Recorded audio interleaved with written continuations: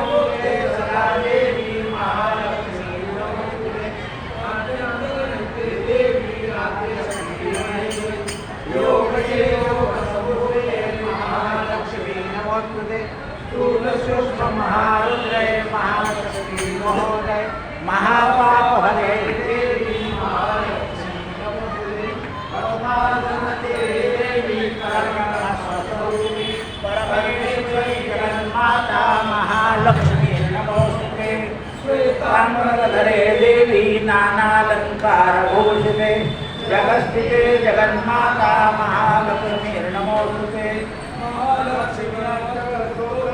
यपने भक्तिमान नरः सर्वसिद्धिं प्राप्नोति राज्यं प्राप्नोति सर्वदा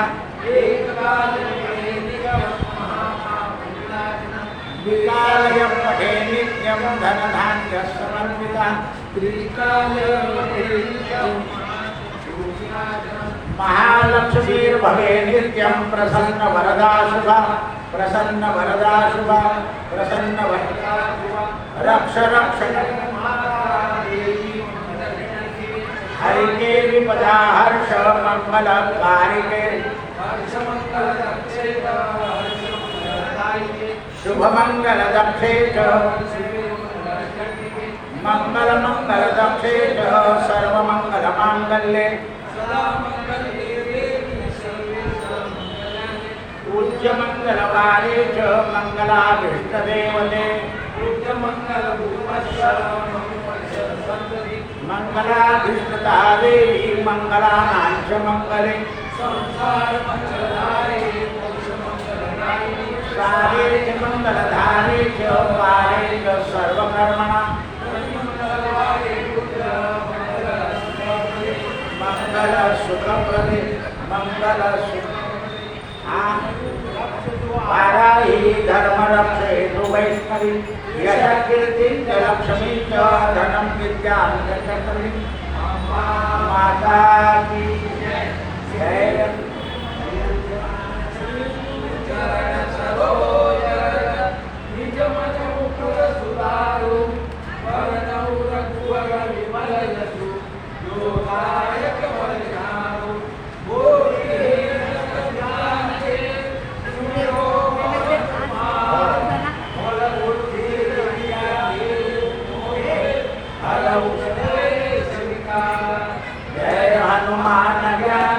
सागर जय कपीश गिरि लोक उजागर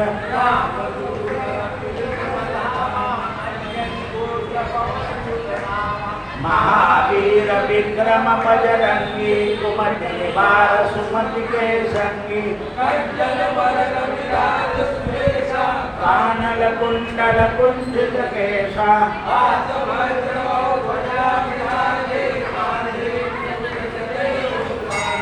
शंकर सुवन केसरी नंदन तेज प्रताप महाजगवन विद्यावान गुणी अति चातुर राम काज करिने को आतुर प्रभु चरित्र सुनिए को रसिया राम लखन सीता मन बसिया सूक्ष्म रूप धरि सिर दिखावा विकट रूप धरि लंक जरावा भीम रूप धरि असुर सहारे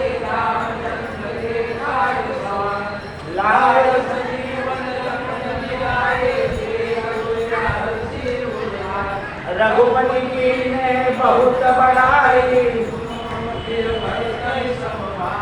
सहस बदन तुमरो जस गावे सनकादिक ब्रह्मादिक मुनीसा नारद सारद जब कुबेर जी कपाल जाते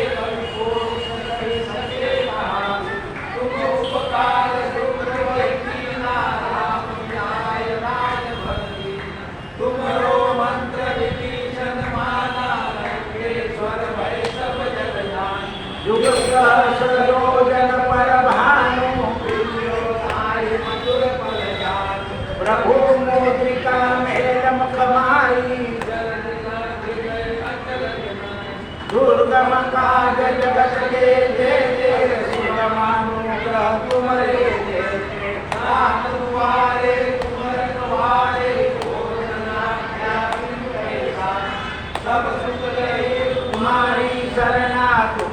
साहू कोडरना तेज समारो आपे तीनों लोक हाथ नहीं कापे महावीर जब नाम सुनावे दासे रोग हरे सब पीरा जपत निरंतर हनुमत वीरा संकट ते हनुमान छुड़ावे मन क्रम वचन ध्यान डोलावे सब पर राम तपस्वी राजा और मनोरथ जो कोई लावे सोई अमित जीवन फल पावे चारों युग प्रताप तुम्हारा है प्रसिद्ध जगत उजियारा साधु संत के तुम रखवारे असुर निकंदन राम दुलारे अष्ट सिद्धि निधि के दाता असवर दीन जानकी माता राम रसायन तुम्हारे पासा सदा रहो रघुपति के दासा तुम्हारे भजन राम को पावे जन्म जन्म के दुख विसरावे जहाँ जन्म हरि भक्त कहाई और देवता चित्तन धरे हनुमत से संकट कटे मिटे सब पीरा जो सुमरे हनुमत बलबीरा जय जय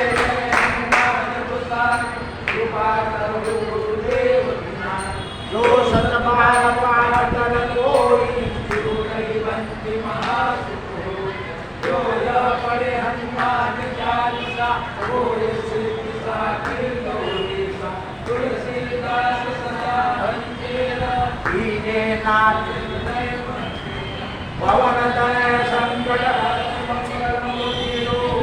राम लखन सीता सहित हृदय बसहु सुरभु सियावर रामचंद्र की जय पवन सुत हनुमान की जय उमापति महादेव की जय गुरुवै सब संतन की जय जय जय सीताराम नमो भगवते वासुदेवाय नमो भगवते वासुदेवाय नमो भगवते वासुदेवाय नमो भगवते वासुदेवाय नमो भगवते वासुदेवाय नमो भगवते वासुदेवाय नमो नमः।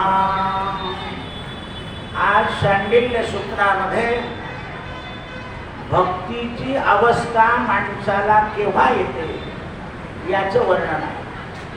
आपण जी भक्ती करतो ती सकाम भक्ती आहे, पण निष्काम भक्ती साधकाला केव्हा प्राप्त होईल तर भगवंताच्या संयोगामध्ये सुखाचा आस्वाद येतो.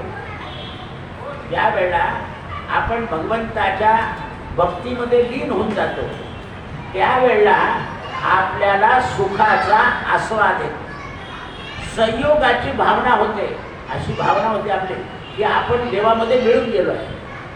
देव पहावयाशी गेलो देवची होवोनिया ठेलो. जसं आज पंढरीला सगळे लोक जात आहे की आपल्याला पंढरपुरामध्ये गेल्यावर पांडुरंग भेटला अशी भावना होऊन जाते. आपल्याला दर्शन झालं म्हणजे पांडुरंग भेटला अशी भावना कायम टिकली पाहिजे. केव्हा केव्हा आपण सत्वगुणामध्ये गेले की भावना होऊन जाते, पण ती टिकत नाही. कारण आपलं हृदय जे आहे ते लोह झालेले असतं, लोह कडक. सुखदुःखामुळं ते कडक झालं असतं, त्यामुळे ती भावना टिकत नाही. म्हणून भगवान भगवान देवाकडे गेल्यावर हसू येतं, केव्हा केव्हा देवाकडे गेल्यानंतर रडू येतं. कारण देवा आज तुम्ही लवकर दर्शन केलं नाही म्हणून मनुष्य रडून देतो.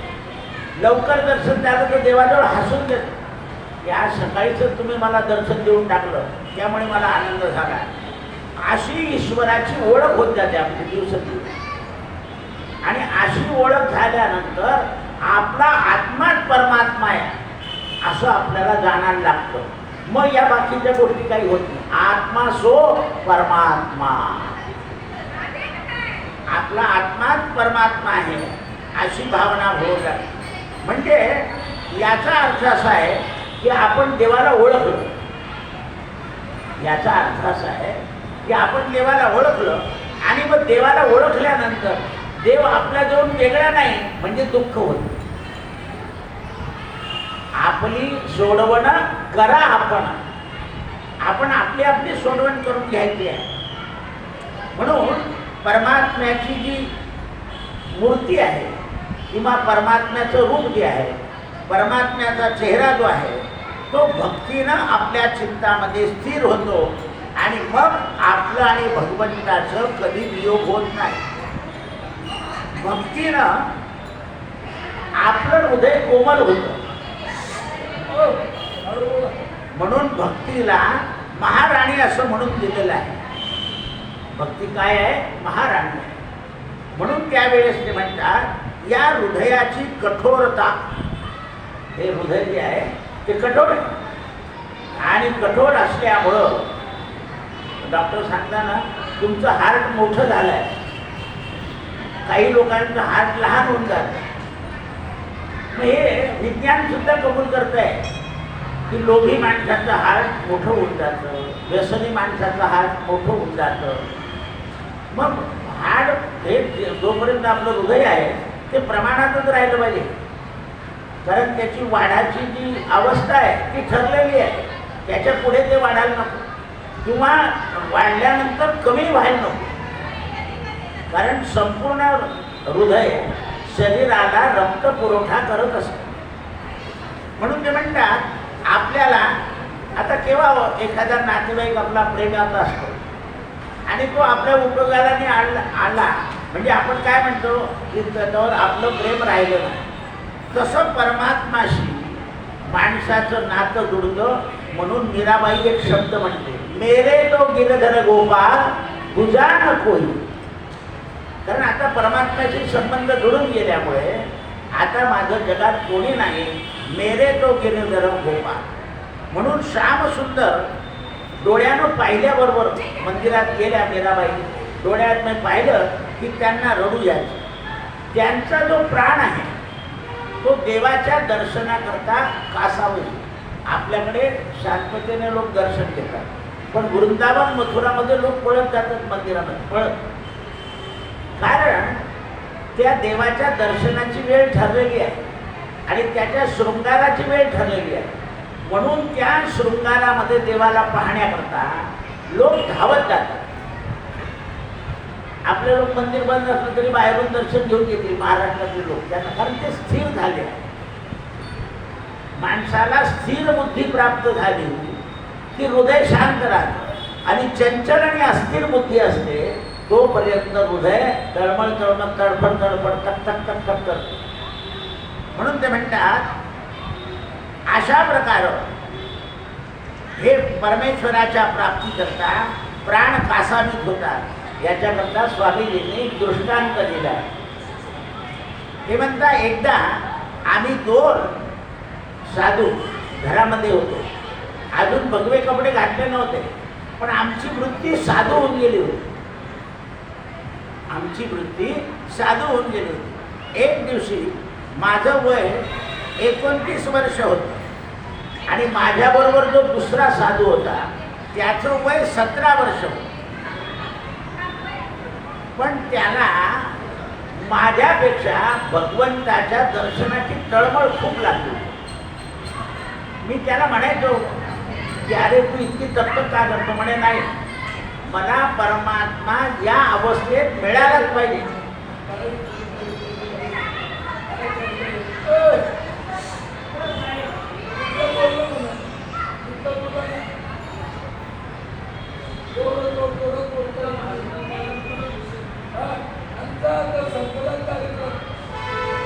तर मला 17व्या वर्षीच देवाचं दर्शन झालं पाहिजे अशी ती त्यांच्या मनामध्ये आहे.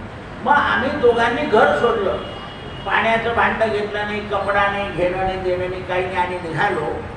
आणि धर्मशाळा सुद्धा सोडली आणि हरिद्वारला एक जागा आहे नीलधारा, त्या नीलधारेला पार करून आम्ही गंगेच्या पलीकडे गेलो.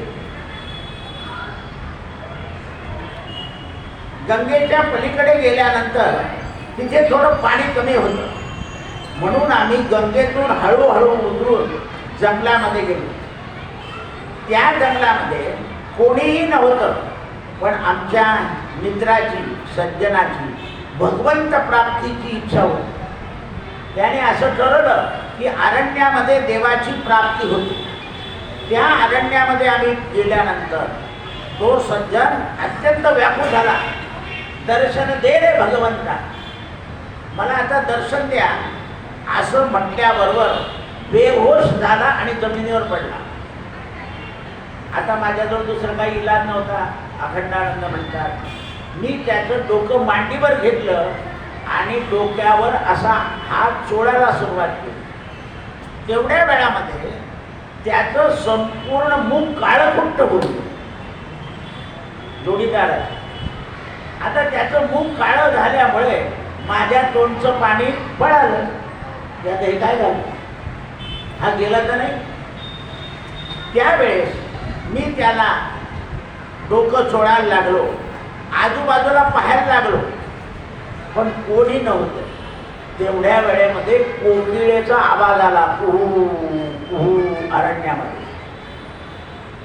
त्या आवाजाने कोकिळा ही शुभ आहे असं मी जाणलं. आणि कोकिळा आवाज का देते तुम्हाला माहिती आहे का? आपल्याला तिचा आवाज गोड लागतो, पण ती त्या आवाजाने तिच्या साथीदाराला हाक मारत असते. म्हणजे ती कामानं व्याकुळ झाली आहे. आणि हा जो भक्त आहे हा भगवंताच्या दर्शनानं व्याकुळ झाला. आणि तिने आवाज दिला की तिचा साथीदार तिच्याजवळ येतो. तर अखंडानंदांना माहिती होतं. कसं पाहिलं तर कावळाही काळा आहे आणि कोयलही काळी आहे. आपण कावळ्याला अशुभ समजतो, पण कावळा काळा असून शुभ बातमी देतो. कोकिळेचा आवाज चांगला आहे, पण ती काम प्रधान आहे. ती तिच्या साथीदाराला बोलवते. म्हणून कोकिळा शुभ आहे असं नाही, फक्त आवाज चांगला, तिचा स्वर चांगला आहे. पण तो स्वर का मधुर आहे, तो साथीदाराला हाक मारायचा. आणि हा जो पडलेला भक्त आहे हा सुद्धा भगवंताला हाक मारतोय. दोन संयोग झाले, लक्षात येण्यासारखं आहे. आणि तो आवाज ऐकल्यानंतर ती कोयल बंद झाली.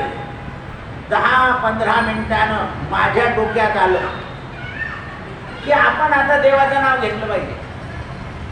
नाही तर तोपर्यंत मी त्याच्या मांडीवर डोकं ठेवलेलं होतं आणि डोकं चोळत होतो, पण माझ्या तोंडात देवाचं नाव नव्हतं.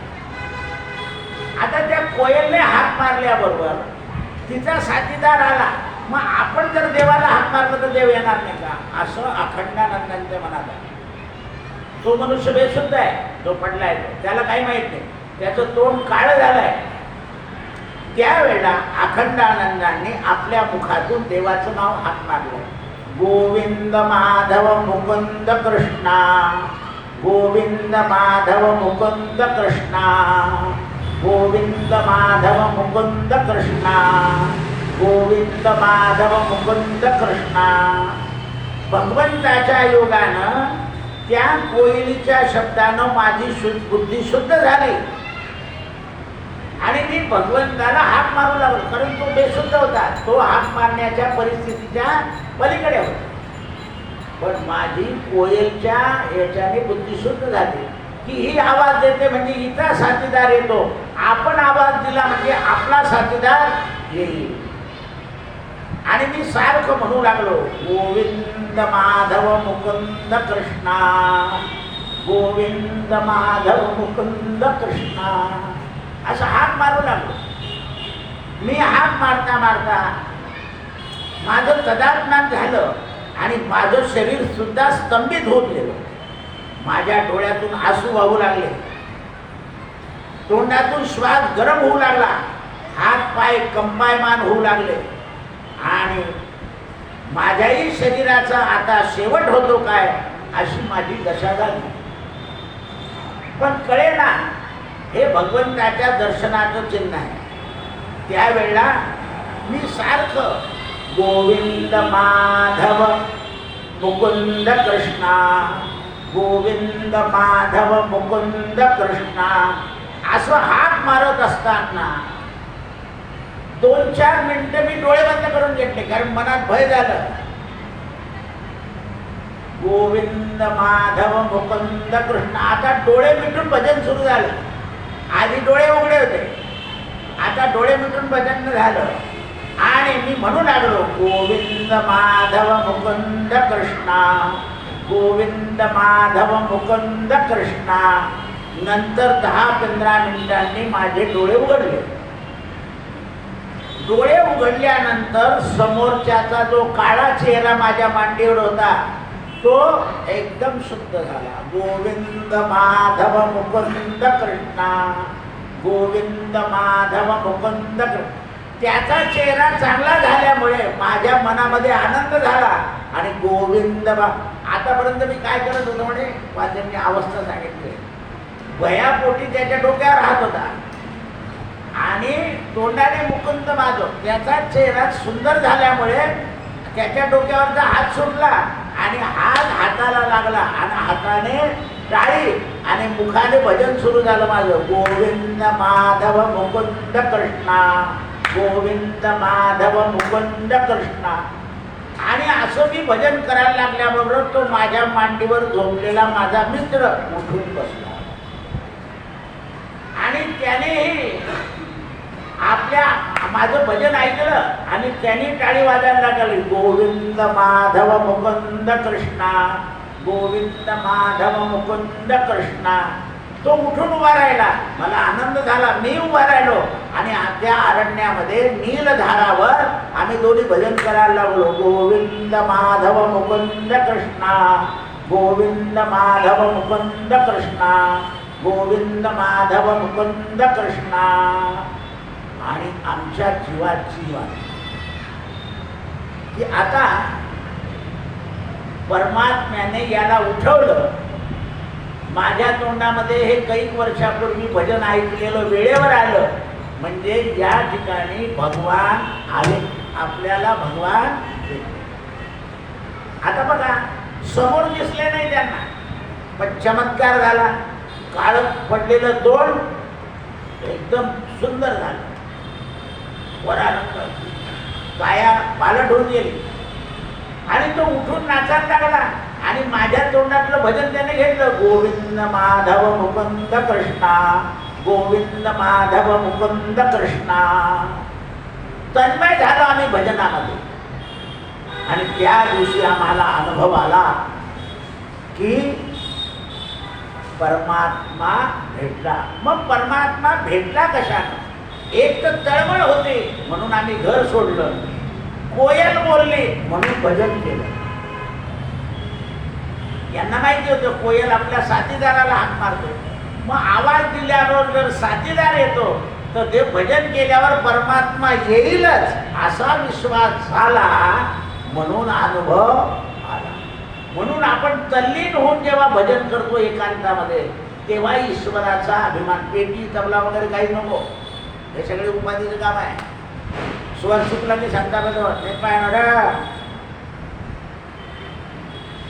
पण एकदा मनुष्य एकांतात असला आणि त्याचा स्वर लागला, त्याला कळालं की भजनानं परमात्म्याची प्राप्ती होते आणि पापाचं भंजन होतं. त्या दिवसापासून आम्हा दोघां मित्रांमध्ये भगवंताचं प्रेम अति झालं. आम्ही गंगा स्नान केलो, आश्रमामध्ये आलो. आश्रमामध्ये आमचे गुरु कालपासून वाट पाहत होते की गेले कुठे. गुरुला कळालं आणि जसे आम्ही आश्रमात आलो तसे गुरु उठून उभे राहिले आणि आम्हा दोघांना एकाच कवटळीत कवटाळलं. हो गया काम, राम मिल गया. बोले कहाँ है? तो बोले हमारे यहाँ. या करता तन्मयता व्हावी लागते. म्हणून वेद सुद्धा सांगतात तन्मे मनहा शिवसंकल्पमस्तु. मना तू सत्य संकल्प कर. शिव म्हणजे पवित्र संकल्प कर. म्हणून आपलं वचन आहे सत्यम शिवम सुंदरम. त्या सत्याचा अनुभव आला आणि त्या दिवसापासून आमचं हृदय द्रवित झालं आणि आमच्यामध्ये संन्याशांमध्ये आम्ही हुशार आहोत. हा जो अभिमान होता तो गंगेमध्ये गळून गेला. भगवंताच्या नामसंकीर्तनानं माणसाच्या अंगी जो कर्तृत्व अभिमान असतो किंवा विद्येचा अभिमान असतो, संसारी माणसाला धनाचा, रूपाचा, सत्तेचा, एखाद दिवशी तोही जिरून जातो. एखादा सवय भेटतो आणि आपल्याला जिरवून टाकतो. हुशार माणूस बसून जातो, मोबाईलवर कॉल आला की पैसे भरून देतो आणि तो मोबाईल येतच नाही. LIC सोडून देतो. पाहणं की उघड धन आहे, धन वाढवायचे, त्याच्याकडे जात नाही लोक. आणि कोणाचाही फोन आला की त्याच्याकडे जात नाही. त्याचं कारण आहे आपण केलेलं आहे म्हणून ते गेलं. म्हणून जुन्या लोकांचं एक म्हणणं होतं, बा कर नाही तर डर कशाला पाहिजे. करत नाही तर डर नाहीच आहे. आपल्याला डर काय आहे तर कर चुकलेला आहे, कर्म चुकलेलं आहे. कर नाही तो किती लहानपणाची म्हण आहे, पण बरोबर आठवली. जर आपल्याला काही केलं नाही तर डर कशाला पाहिजे. म्हणून ते म्हणतात आम्हाला भगवंताचं प्रेम आलं, आमच्या गुरुनं आम्हाला हृदयाशी घेतलं आणि त्या दिवसापासून आम्ही सगळ्यांच्या सेवेत लागलो. नाही तर तोपर्यंत आम्ही हुशार आहे, आम्ही ज्ञानी आहे असं बाजूला राहील. हे सगळे येडे आहे, यांना काय कळतं. त्या प्रभूच्या प्रेमापासून आमच्यामध्ये आम्ही विद्वान असून सगळं असून आश्रमामध्ये सेवा करू लागलो. आमच्यामधलं परिवर्तन पाहून गुरुला आनंद झाला आणि गुरुने आश्रम आमच्यावर सोपवून गुरु हिमालयात निघून गेले. आता डबल जबाबदारी आली म्हणे आमची. परमात्म्याशी प्रेम ठेवायचं आणि येणाऱ्या जाणाऱ्यांवरही प्रेम ठेवायचं. गुरुला हे माहिती होतं की असं काही घडणार आणि दोन चांगले लोक तयार होणार आणि यांनी सांभाळलं की आपण निघून जाणार. जाताना गुरु सांगून सुद्धा गेलेले नाही. हे तुम्हाला सांभाळायचं. म्हणजे त्या महापुरुषाने इतक्या दिवस सगळं करून ते सहज टाकून दिलं की हे आपलं नाही. जसा एखाद्या माणसाला पत्नीने, पोरांनी, सुनांनी त्रास दिला की तो एक दिवशी रात्री चप्पल बी घालत नाही, तसा रेल्वे स्टेशन. जी गाडी सापडेल त्या गाडीनं तिकडे, तिथून त्या गाडीनं सापून हरिद्वार चालला जातो. हरी से कोई नहीं पड़ा दीवाने, कोई गफलत में पड़ा. हे त्याला कळून जातं. आणि हे कळून गेल्यामुळे तो आपला निघून जातो, काहीच विचार करीत नाही. घरावर सही करायची आहे, नामक करायचं आहे, काही नाही. ते बरोबर खोट्या सह्या करून घेतील. ते त्यांना एखादा भेटेलच आणि तो बरोबर काम करून देईल. म्हणून ते म्हणतात आम्हाला प्रेम कळालं. आमचं प्रेम घट्ट होण्याकरता आम्ही गुरुभक्ती सुरू केली आणि ईश्वरानं आमच्या स्वभावामध्ये प्रेमरस टाकला. प्रेमरस जशी जशी भक्ती वाढत जाते तसा तसा प्रेम रस. पण तुम्ही आंब्यामध्ये रस आहे, आपल्याला काय करावं लागतं, त्याला सोडावं लागतं. ऊसामध्ये रस आहे, त्याला त्या घाण्यात घालावं लागतं तेव्हा. केळीमध्ये तेल आहे, तिला घाण्यात घालावं लागतं. तसं आमच्या साधूंची सेवा करण्याकरता आम्ही घाण्यात गेलो आणि प्रेम वाढत. एक दिवशी आम्ही 2 लोक तयार केले आणि आश्रम त्यांच्यावर सोडून दिला आणि आम्ही सुद्धा तिथून निघून गेलो. म्हणून अशा प्रकारे प्रेम वाढत झालं. एकदा एक महात्मे 100 मैल चालून आले, अखंडानंद सांगतो. आणि आणि दुसऱ्या महात्म्याला भेटले. दुसऱ्या महात्म्याने त्याला विचारलं, तुम्ही आले पण तुम्हाला या आश्रमामध्ये काय पाहिजे? 100 मैल एका दिवसात चालून आले? हो म्हणे, माझी गती जोरात आहे, मी चालून आलो. मग आता तुम्हाला या आश्रमामध्ये काय पाहिजे आहे? तर म्हणे भजन. मी इतक्या लांब चालून आल्यावर काय पाहिजे? जेवण जेवण नाही मागितलं, भजन. तेव्हा हे जे महात्मा झाले हे गदगद झाले. अरे पाणी मागत नाही, हा जेवायलाही मागत नाही. बरं, यांनी सहज विचारलं काय पाहिजे, कारण आलेल्या माणसाला विचारावं लागतं. हे महात्मा गदगद झाले आणि गदगद होऊन उमा राम सबहू जाना, काही भजन सुरू झालं. अति कोमल आवाजाने. एवढा थकून आलेला तो महात्मा भजनामध्ये आनंदाने गाऊ लागला आणि नाचू लागला. संध्याकाळी 6ला भजन सुरू झालं तर रात्री 1ला दोघांचं भजन आटवलं. आश्रमातले सगळे लोक पाहत आहेत आणि भजन शांत झालं. या महात्म्याने विचारलं, चला भोजन नाही, बोल भोजन हो गया. भजन पर ही भोजन.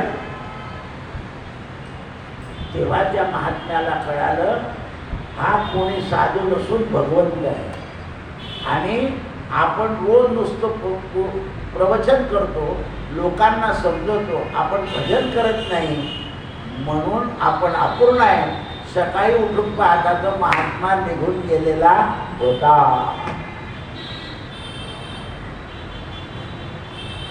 म्हणून ते म्हणतात भगवान काय करतो, शील आणि स्वभाव आपल्याला देतो. कारण भगवंताचा स्वभाव मुळामध्ये प्रेमळ आहे. परमात्मा दयाळू आहे, दयाघन आहे, दयानाथ आहे, दीन दयाल आहे, दीनानाथ नाव आहे परमात्मा. म्हणून परमात्म्यानं माझा स्वभाव सुधरवला. परमात्मा उदार आहे,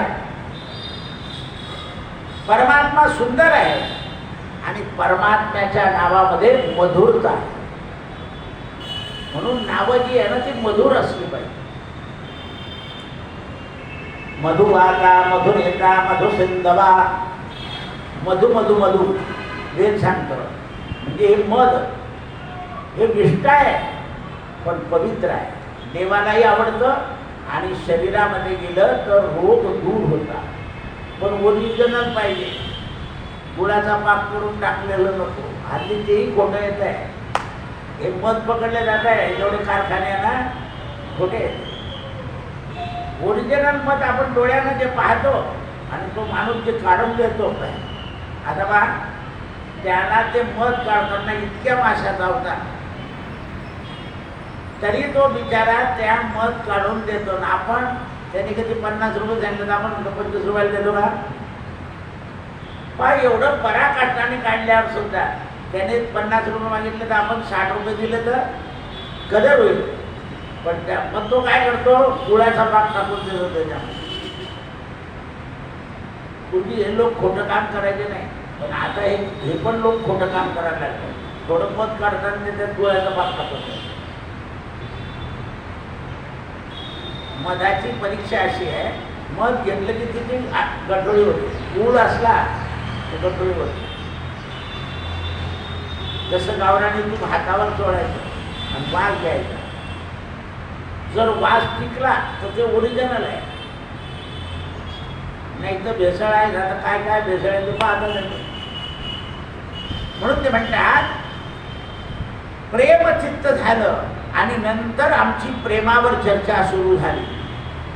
हृदयामधला जो लोखंडाचा गुण होता तो निघून गेला आणि त्यामुळे आमचं श्वसन वाढलं आणि भगवंताने आम्हाला शांती प्रदान केली. आता परमात्म्याला काय दिलं म्हणजे परमात्मा मिळतो, तर त्यांनी वर्णन केलंय भक्ती रसामृता सिंधूमध्ये. हे शांडिल्य भक्ती दर्शन आहे, त्याच्यावर आणखीन एक ग्रंथ आहे भक्ती रसामृत सिंधू. तर भक्ती रसामृत सिंधातले संत सांगतात एक तुलसी दलानं भगवंतानं भक्ताला दिलाय. एका भक्तानं पाणी घातलंय, पत्रम पुष्पम फलम तोयम, म्हणजे भगवंताला काही दिलं पाहिजे.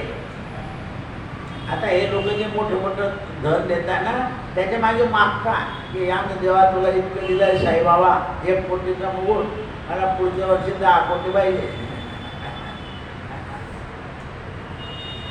म्हणून देव त्यांना धन देतो, पण मन शांत नाही करू दे. धन मिळवण्याच्या इच्छेने त्यांचं मन शांत नाही होत.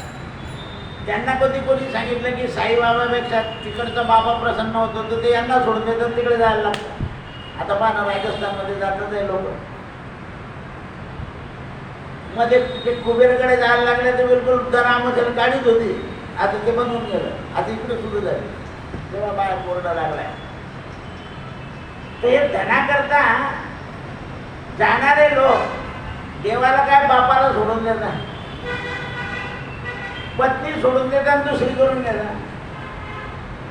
धनाच्या लोकांची गॅरंटी नाही आहे, कारण तो लोभ आहे.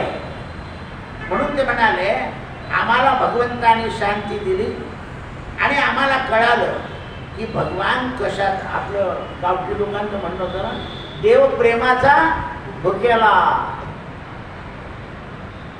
भक्ती गुणे दास झाला. म्हणून त्यावेळा ईश्वर हा करता आहे, करविता सुद्धा आहे. म्हणून आपल्याला एखाद्या वेळा कोणी काम नाही केलं की ज्याप्रमाणे राग येतो ना, त्याप्रमाणे काही भक्तांना देवाचा राग येतो. देवगणे आता काही प्रसन्न होत नाही. मग कोणी म्हणतं मूर्तीला अभिषेक करा, कोणी म्हणतं मूर्ती बदलवून टाका. देवाला आता तुम्हाला काही द्यायचं नाही आहे किंवा काही करायचं नाही, त्याला काही कारण असतं. कारण देव सर्वज्ञ आहे. देव काय आहे? सर्वज्ञ आहे. मग तो सर्वज्ञ असल्यामुळे त्याला कळतं की याला आता गरज नाही आहे, याच्या हृदयामध्ये अनुराग उत्पन्न झाला पाहिजे. म्हणजे या सगळ्या संसारापासून हा अलिप्त झाला पाहिजे आणि हा माझ्याकडे आला पाहिजे. म्हणून परमात्मा नंतर देत नाही. कारण परमात्म्याला असं वाटतं की हा चांगला आहे, माझ्याकडे आला पाहिजे. आपण एखाद्या नोकराला चांगला सापडला, तो मला 10,000 देतो का, मी 11 देतो, ये इकडे. काय करतो त्याला? चांगला असल्यामुळे आपल्याकडे ओढून येतो. तसं परमात्म्याला सुद्धा आपल्याला मान सन्मान द्रव्य मिळायला लागलं की आपलं ते भोग संपला की परमात्मा आपल्याला अनुराग करतात आणि अनुरागाने, आता अनुराग म्हणजे काय, आपल्याकडे वळवता देवाला. देव भक्ता नामदेव महाराजांना वळवलं, वासुदेवानंद सरस्वतीला वळवलं, ज्ञानेश्वर तर मुळातच देव होते. अवतार पांडुरंगा नाम ठेविले ज्ञानी, मुळामध्येच अवतार ज्ञान होते. पण हे जे बाकीचे भक्त होते, दासगुरु महाराज पोलीस होते, साईबाबाने बरोबर वळवलं आणि संत होऊन गेले. साईबाबाचं मित्र गजानन महाराजांनी हरिविजय लिहिला, संत बनवून टाकलं. सगळे गावं सोडून दिले आणि पंढरपुरामध्ये राहायला लागले दासगुरु महाराज, संत करून टाकले. म्हणून त्यावेळेला परमात्म्याला काही लागत नाही. म्हणून राग बदलला पाहिजे आणि अनुराग झाला पाहिजे. अनुराग म्हणजे परम अनुराग. परम अनुराग याचा अर्थ असा आहे, चंद्रमा 15 दिवसामध्ये वाढतो आणि 15 दिवसात कमी होतात. तसं भक्ताचं प्रेम परमात्मा वाढवतोय आणि कमी करतो. आपल्याला मान सन्मान मिळाला की म्हणतो आपण देवाची कृपा आहे, चांगलं जेवण मिळालं की देवाची कृपा आहे, चांगलं पीक आलं की देवाची कृपा आहे. मग कालांतराने देव काय करतो, हा सगळी देवाची कमी करून टाकतो. ज्याप्रमाणे चंद्र 15 दिवस वाढत जातो आणि 15 दिवसाने कमी होत जातो, कमी झाला की पुन्हा द्वितीयाला उदयाला, त्याप्रमाणे परमात्मा देतात आणि काही वेळा देत नाही आणि मग पुन्हा द्यायला लागतात. म्हणून ठेविले अनंते तैसेची राहावे, चित्ती असू द्यावे समाधान.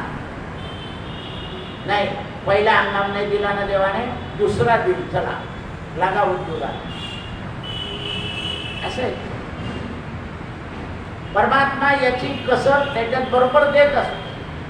पण हे कोणाला कळतं? प्रतिक्षण वर्धमानम.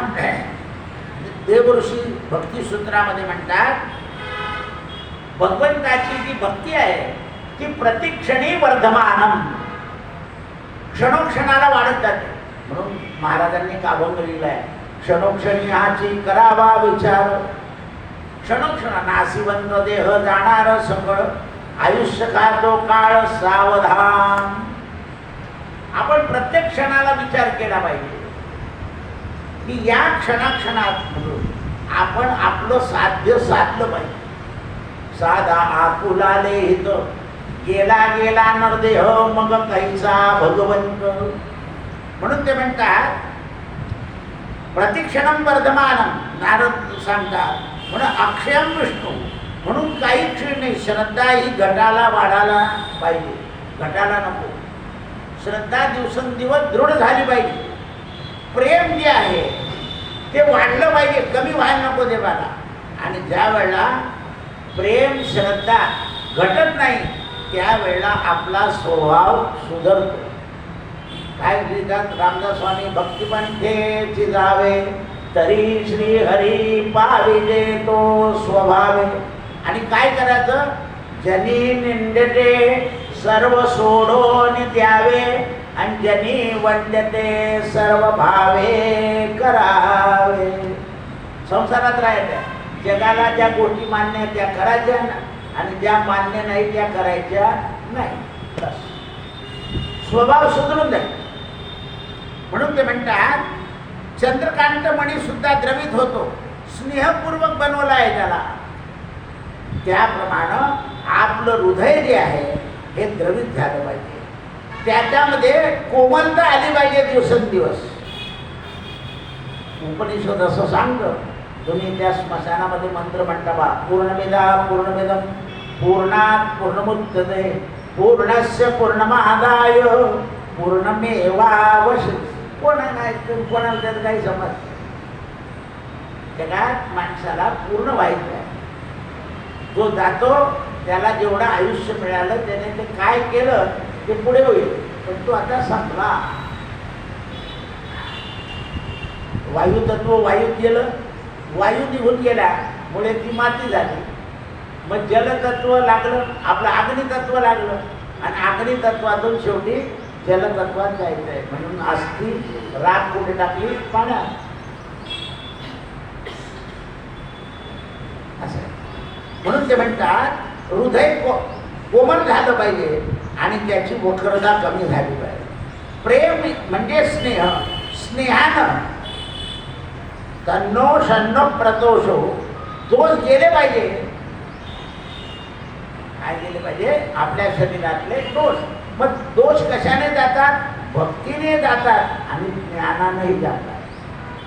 आपल्याला ज्ञान झालं पाहिजे. मला का त्या कोरोनामध्ये सगळे हातपाय धुवूनच घरात जात होते, आता पण होऊन गेलं नाही.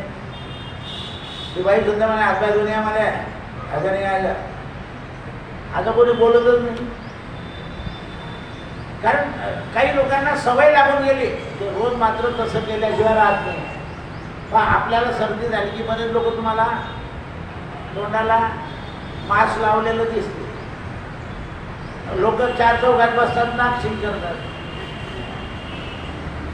कारण त्यांना सवय लागली आहे की आपल्याला सर्दी झाली आहे दुसऱ्याला होऊ नये म्हणून मास्क लावून घेतात.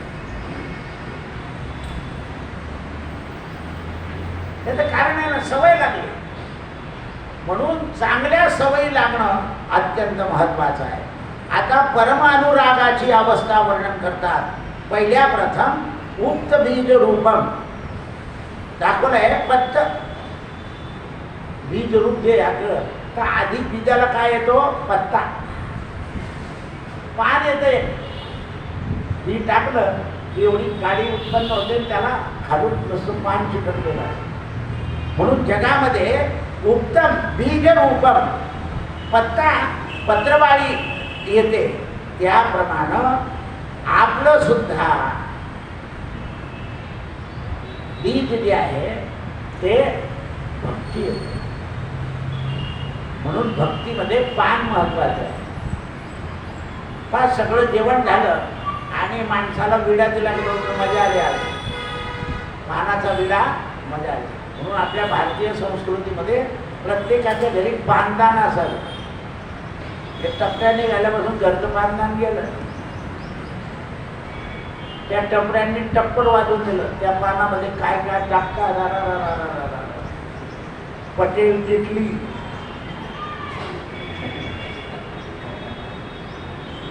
असं आहे.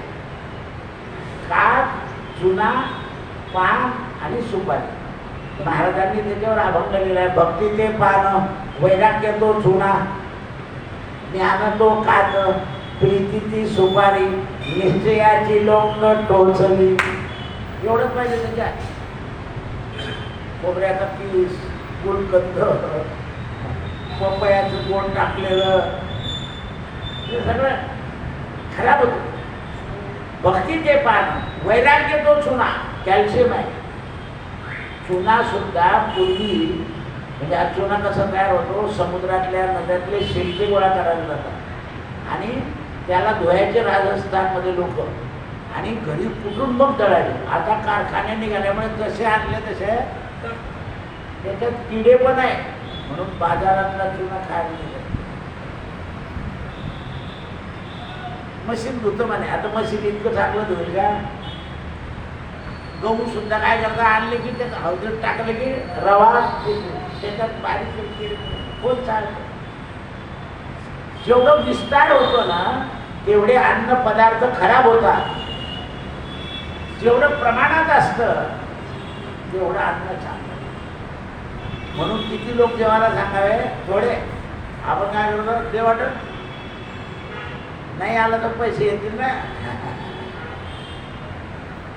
लोक हिशोब करतात. अन्नदानाचे 8,000 लागले आणि आता 2,000 झाले. काही परवडलं नाही म्हणतात. अन्नदान पुण्याकरता केलेलं असतं, धनाकरता नाही. म्हणून त्यावेळेस आपल्या मनानं स्वरूपच मिळालं पाहिजे. म्हणून परमराग अनुराग.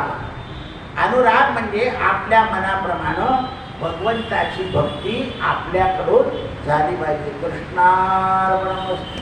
सत्यगुरु राय कृपा मज केली, परी नाही घडली सेवा काही. मस्तकी तो दाना ठेविला, भोजना मागते तो बपाव सेर पडला विसर.